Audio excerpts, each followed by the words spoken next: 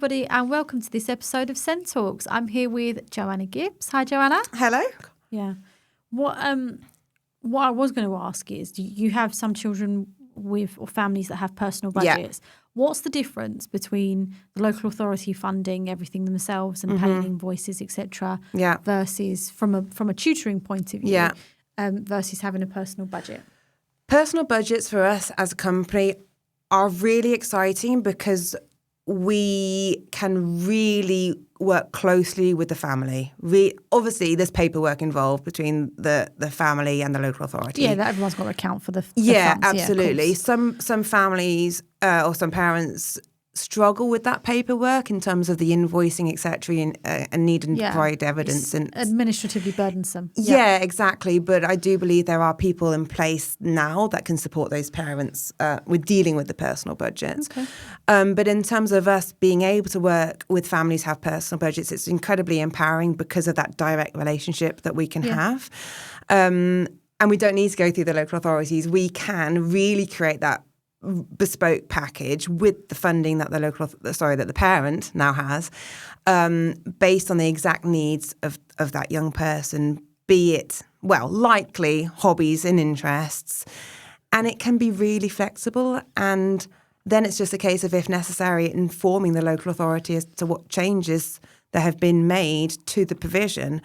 What is really exciting is that, it's really easy so taking a step back, before you put an EOTAS package in place, parents don't really know what could possibly be successful. So it's a bit of trial and error. What could a timetable look like? Could there be equine therapy? Could, OT, et cetera, et cetera. Yeah. So it's a bit of guesswork. Yeah. They need a recreational activity. Is it going to be boxing? Is it going to be swimming? Absolutely. We don't know what they're going to engage in. Yeah. Yeah, exactly. And obviously that goes to the local authority for sign-off.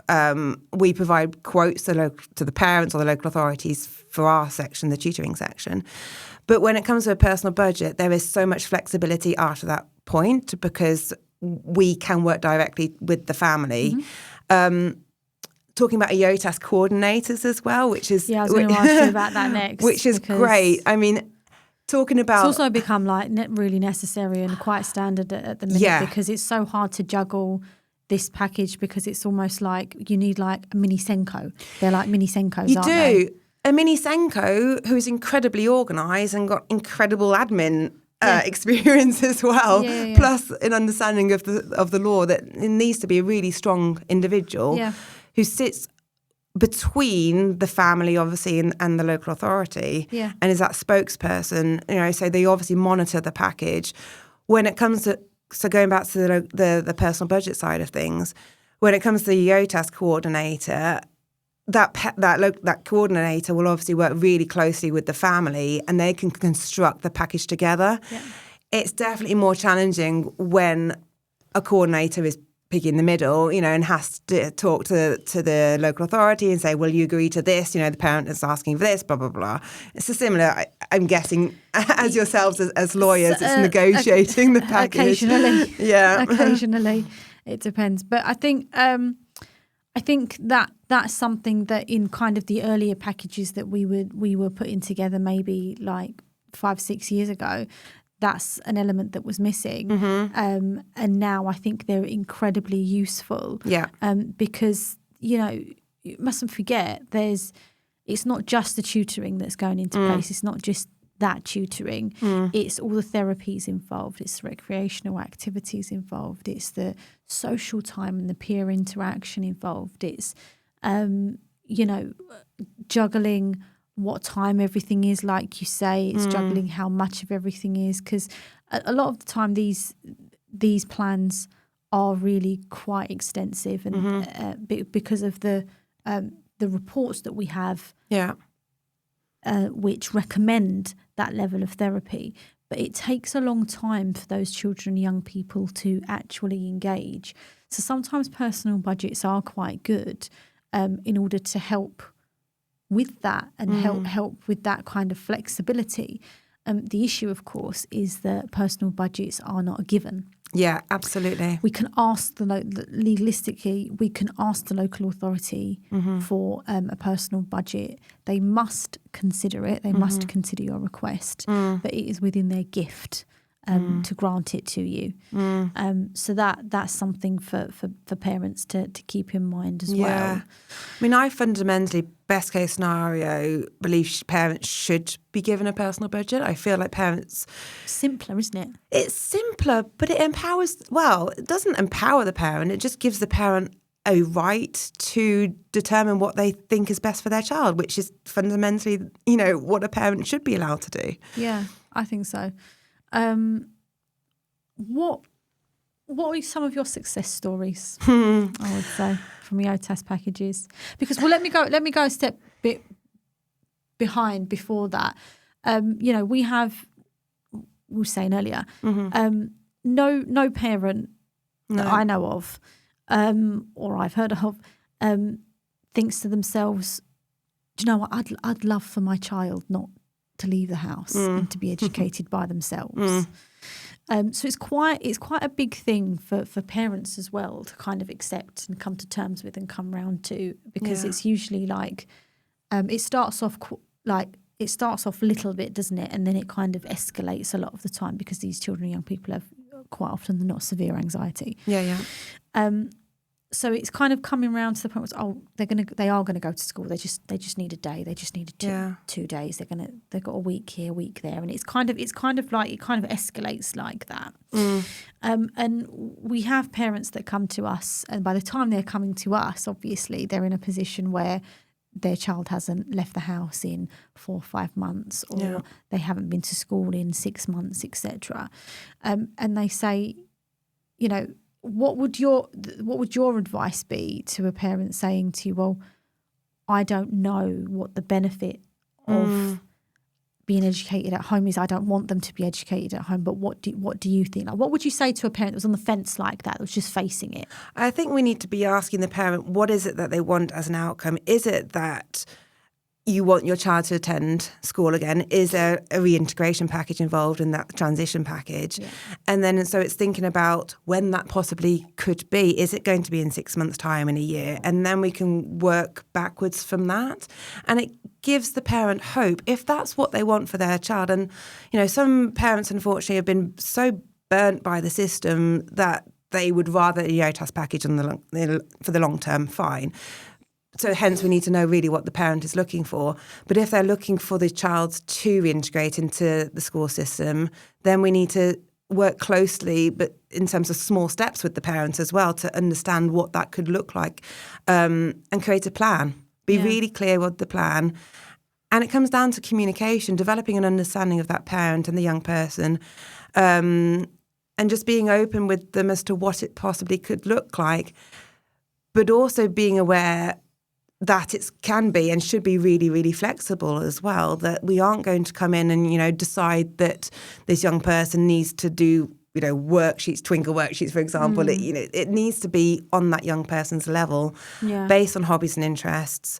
In terms of, amazing success stories, we've been working with a family for a long time.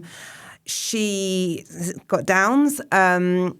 The family had experienced, unfortunately, domestic violence, or the mother had. The girl at one point was so traumatized by the experience at home, in the school, that she didn't eat or drink.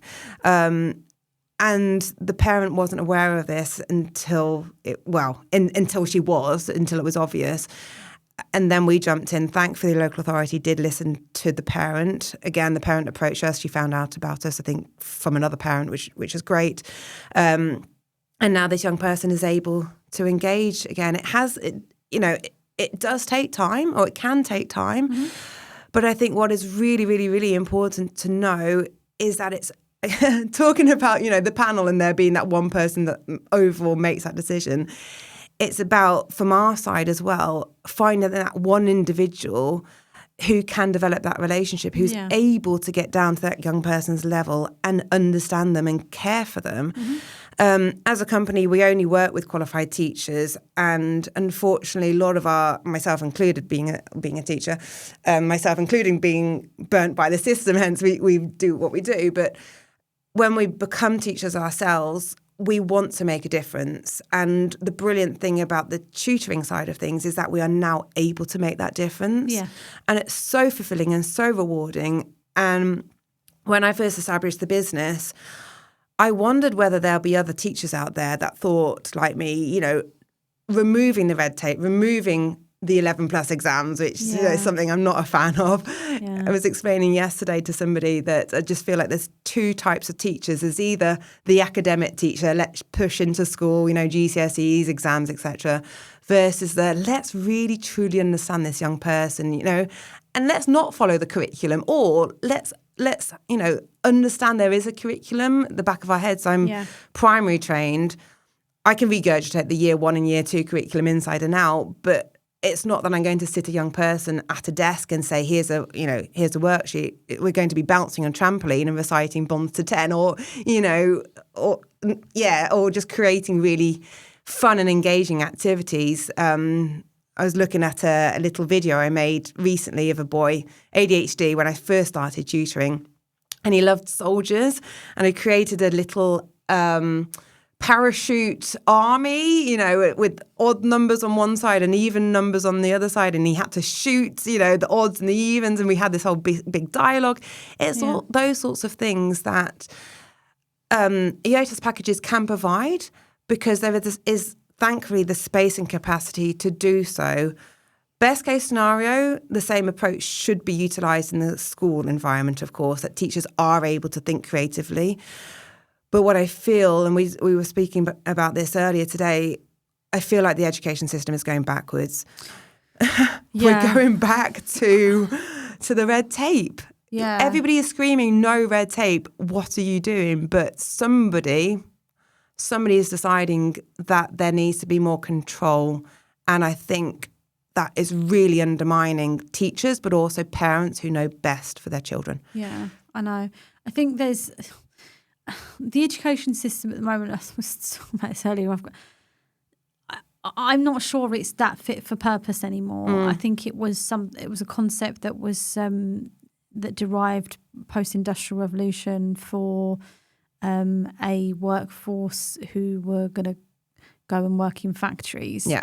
A lot of the state system, that is, I've got no experience of the upper echelons of society's education, clearly from my accent. But I'm not sure how fit for purpose it is even for neurotypical students, let alone neurodiverse students. And like you say, you know, I've seen farm schools, for example, that teach maths using this is how much apples we've collected. Let's weigh them, and then how much juice are we going to produce, and then how many bottles can we put there? And that's how they've done their maths lesson, for example. And I just think, I'm not saying that every school needs to be like that, but what I am saying is, if there is a cohort of student that learns like that, why can they not simply learn like that? Why does everybody have to sit at a desk? I've got relatives and friends who clearly got ADHD, and they simply cannot sit at a desk. But you know, you walk around with them and talk with them, and all these ideas and all of this intelligence is just pouring out of them, but they just can't sit at a desk. It's just not absolutely possible. And the frustration is that it's the delivery of the curriculum. I'm not against a curriculum. I feel like there needs to be, you know, as a child develops, there are milestones, and you know, at certain times a young person is able to understand certain concepts, fine, and you know, that's how we create a curriculum. And that can still be in place. That piece of paperwork still can be in place, but it's the delivery of that can be so creative and so fun. Not only for the child, but for the teacher, you know. And I think one of my challenges as a primary school teacher is I needed to teach, obviously, every subject, including subjects that I was personally not that interested in. I remember teaching, you know, ancient Greece. I'm not that interested in ancient Greece, and I'm, you know, supposed to stand up there and be excited about it and deliver a curriculum that I don't really care about. Douglas and Adam hear you. They love ancient Greece. Oh, do they? Yeah, they study classics. Yeah, talk about it all the time. Okay. Talk about it all the time. Wonderful. They teach me. I've learned about it. Oh, nice. Yeah, less than time in the office. Oh, great. Well, that's a little gem for you listeners. That's what our office sounds like in social time. Amazing. Yeah, but I think, like, if it was a case of I was able to, you know, make artifacts with the young people, talking about the ancient Greek example, if I had the ability to create artifacts and learn from those, and, you know, that would be very different for me as a teacher, because I think what's really important to remember is, even as adults, the subjects that we didn't like were probably because we didn't like the teachers, and vice versa. Yeah. And I think that's because of the delivery of that subject. And if the teacher doesn't like the subject, then how is the child going to engage? No, I completely agree.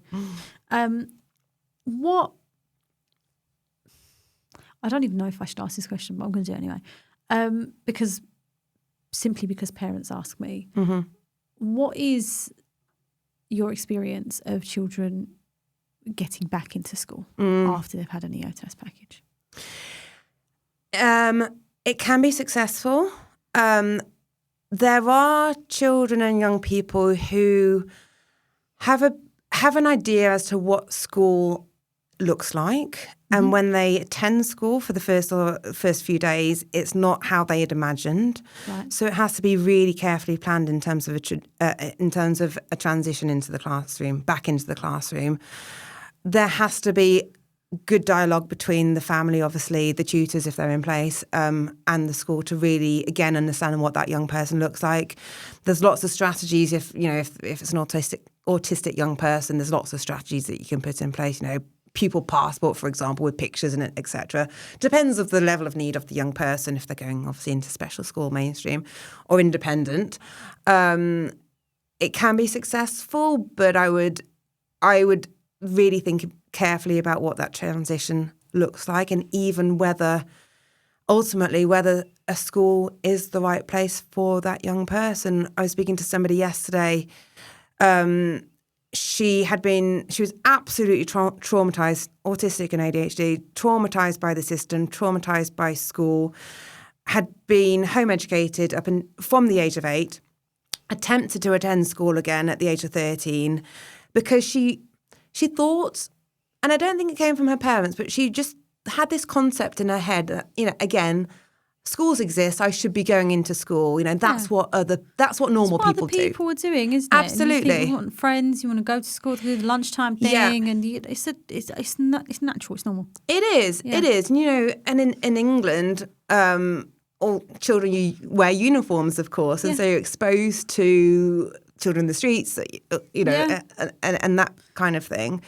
But so my friend, she attempted to attend school again at the age of 13, and she didn't. I think she said yesterday that she'd only lasted a few months, and that was it. Yeah. But she felt that she didn't fit into the system. She has been fighting her self-esteem and confidence, you know, since then. Yeah. I just think she's absolutely incredible, but she feels that she's different. And yes, she is different, and that's why she's so amazing.